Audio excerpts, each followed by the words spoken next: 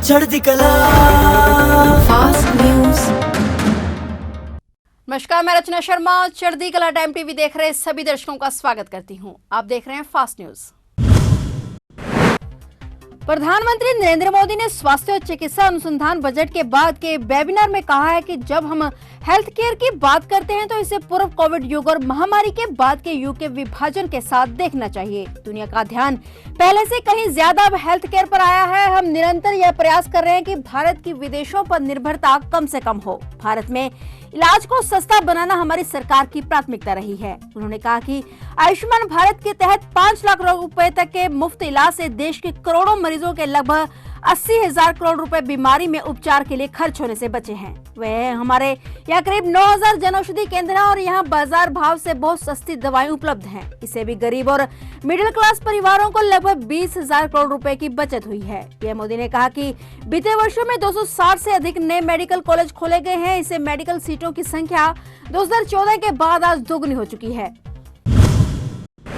केंद्रीय स्वास्थ्य मंत्री डॉक्टर मनसुख मांडविया ने कहा कि किसी भी केंद्रीय स्कीम में राज्य सरकार कोई भी बदलाव नहीं कर सकती। पंजाब सरकार को नेशनल हेल्थ मिशन के तहत जो ग्रांट भेजी गई थी वह सिर्फ हेल्थ एंड वेलनेस सेंटरों के लिए ही थी। उन्होंने कहा कि पंजाब सरकार इस ग्रांट का प्रयोग वेलनेस सेंटरों के लिए ही कर सकती थी। केंद्र सरकार की किसी भी योजना के तहत भेजी गई ग्रांट को उसी उद्देश्य के लिए इस्तेमाल किया जा सकता है, किसी अन्य उद्देश्य के लिए नहीं। उन्होंने कहा कि प्रदेश सरकार केंद्र की स्कीम को बंद तो कर सकती है परंतु बदल नहीं सकती। केंद्रीय स्वास्थ्य मंत्री पटियाला के राजेंद्र अस्पताल का दौरा करने के बाद बातचीत कर रहे थे। इस मौके पर पटियाला के सांसद परनीत कौर, जिला भाजपा प्रधान के मल्होत्रा, गुरजीत सिंह कोहली, गुरतेज ढिल्लों, परमिंदर बराड़, विक्रमजीत सिंह चीमा, सुखविंदर कौर नौलखा व भाजपा के नेता उपस्थित थे। उन्होंने कहा कि केंद्र सरकार की तरफ स्वास्थ्य सुविधाओं के लिए राज्यों को विभिन्न स्कीमों के तहत भरपूर फंड दिए जा रहे हैं।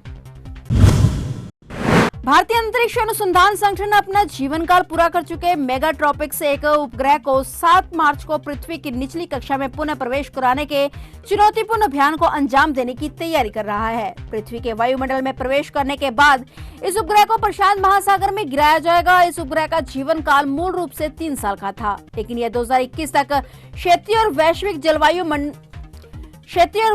जलवायु मॉडल के साथ 1 दशक से अधिक समय तक अहम डाटा सेवाएं उपलब्ध कराता रहा।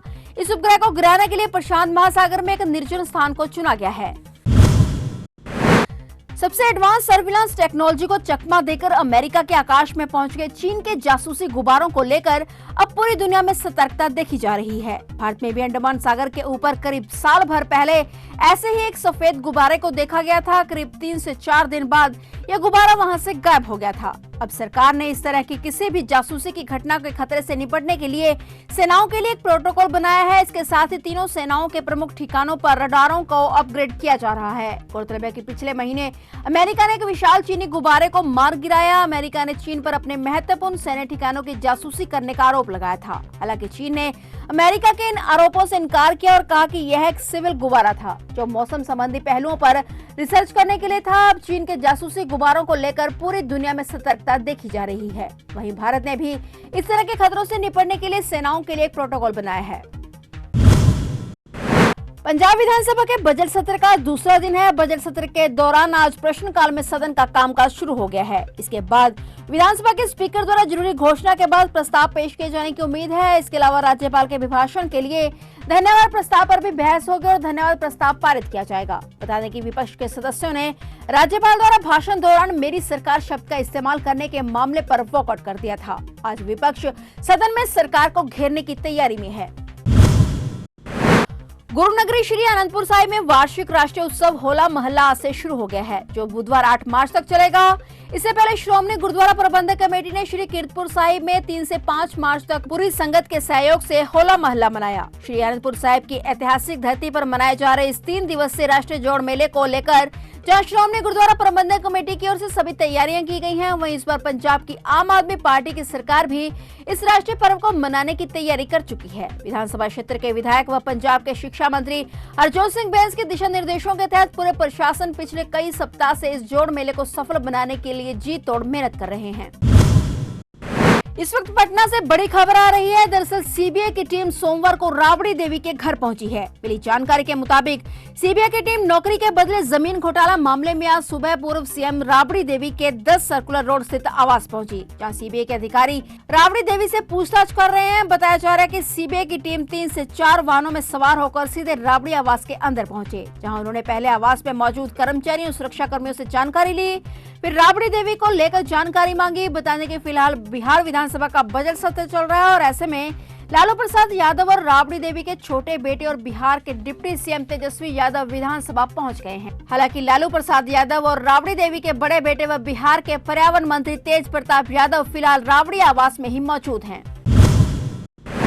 दिल्ली में आज सोमवार से आश्रम फ्लाईओवर जनता के लिए खुल रहा है। मुख्यमंत्री अरविंद केजरीवाल द्वारा आश्रम फ्लाईओवर का उद्घाटन करने के बाद आम जनता के लिए रूट डाइवर्ट किया जा रहा है। आश्रम फ्लाईओवर की लागत 128.25 करोड़ रुपए है। फ्लाईओवर एक सिग्नल मुक्त आवागमन सुनिश्चित करेगा और दिल्ली और नोएडा के बीच यात्रा के समय में 25 मिनट की कटौती करेगा। इससे पहले 28 फरवरी को फ्लाईओवर का उद्घाटन होना था, लेकिन बाद में उद्घाटन का कार्यक्रम रद्द कर दिया गया था। गौरतलब है कि फरवरी में सिसोदिया ने काम की प्रगति के आकलन करने के लिए ऑन साइट निरीक्षण किया था। मनीष सिसोदिया की गिरफ्तारी के बाद अब मुख्यमंत्री अरविंद केजरीवाल ने फ्लाईओवर विस्तार का उद्घाटन किया है। मुख्यमंत्री योगी आदित्यनाथ होली पर्व के मद्देनजर 3 दिनों के लिए गोरखपुर आएंगे। सीएम योगी आदित्यनाथ आज सोमवार शाम होलिका दहन शोभा यात्रा और 8 मार्च को होली के दिन भगवान नरसिंह शोभा यात्रा में शामिल होंगे। इन दोनों यात्राओं में होली के जश्न का रंग पूरी तरह से घुला रहेगा। दोनों ही आयोजनों से जुड़े लोग इन आयोजनों को भव्य बनाने की तैयारियों में जुटे हुए हैं। इसको लेकर जिला प्रशासन भी पूरी तरह से मुस्तैद है। सीएम योगी अपने गृह जनपद गोरखपुर में बीते कई वर्षों से होलिका दहन व भगवान नरसिंह की शोभा यात्रा में खुद शामिल होते चले आ रहे हैं।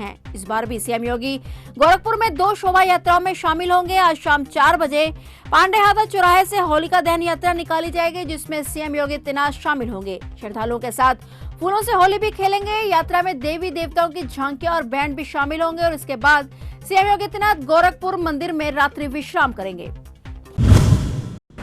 राष्ट्रीय राजमार्ग नंबर 54 पर पड़ते गांव कोट करोड़ कला के नजदीक एक स्विफ्ट कार को आग लगने से उसमें बैठी एक 5 वर्षीय मासूम बच्ची की जिंदा जलने से मौत हो गई। जिला फरीदकोट के गांव कलेर का निवासी गुरजीत सिंह पुत्र मगर सिंह अपनी पत्नी, 3 बेटियों व एक बेटे के साथ कार में सवार होकर मोगा के धर्मकोट में किसी रिश्तेदार में होकर शाम के समय गांव वापस जा रहा था। जब वे गांव कोट करोड़ कला के नजदीक पहुंचे तो कार में कोई खराबी आ गई, जिसको देखने के लिए गुरजीत कार से बाहर आया तो अचानक कार को आग लग गई।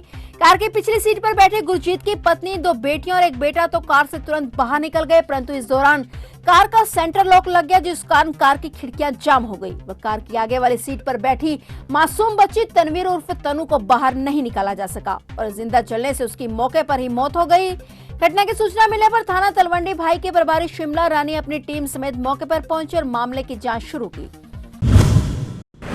बिलासपुर से दिल दहला देने वाली घटना सामने आई है, जहां पति ने कथित तौर पर अपनी पत्नी की हत्या कर और फिर उसके शव को टुकड़ों में काटकर अपने ही घर की पानी की टंकी में फेंक दिया। अब पुलिस ने पूरे मामले का पर्दाफाश करते हुए आरोपी को हिरासत में ले लिया है। यह घटना बिलासपुर के उसलापुर की है। बताया जा रहा है कि आरोपी व्यक्ति पवन कुमार को शक था कि उसकी पत्नी सती साहू उससे बेवफाई कर रही है और इसके बाद उसने अपनी पत्नी को मारने का प्लान बनाया। आरोपी ने पत्नी की हत्या कर उसके शव के टुकड़े टुकड़े किए और फिर उसे घर में ही लगे पानी की टंकी में फेंक दिया। पुलिस ने शव बरामद कर लिया है। शुरुआती जांच के आधार पर पुलिस का कहना है कि शव को 1 से 2 महीने पहले ही फेंका गया होगा। बॉलीवुड के महानायक अमिताभ बच्चन शूटिंग के दौरान घायल हो गए हैं। दरअसल वे हैदराबाद में अपनी आने वाली फिल्म प्रोजेक्ट के की शूटिंग कर रहे थे और इस दौरान वह घायल हो गए। हालांकि अमिताभ बच्चन ने अपने ब्लॉग पर अपना स्वास्थ्य अपडेट साझा किया और कहा है कि वह फिलहाल अपने मुंबई स्थित घर पर आराम कर रहे हैं। बिग बी ने बताया कि यह हादसा एक एक्शन शॉट के समय हुआ। अमिताभ को पसली में चोट आई है। अमिताभ ने बताया कि रिब कार्टिलेज पॉप हो गया है और दाहिनी रिब केज की साइड की मांसपेशी फट गई है। चोट लगने के बाद शूटिंग रोक दी गई। फिलहाल फास्ट न्यूज में इतना ही और नए समाचारों के साथ फिर से हाजिर होंगे। तब तक के लिए देखते रहिए चढ़ती कला टाइम टीवी। चढ़ती कला फास्ट न्यूज।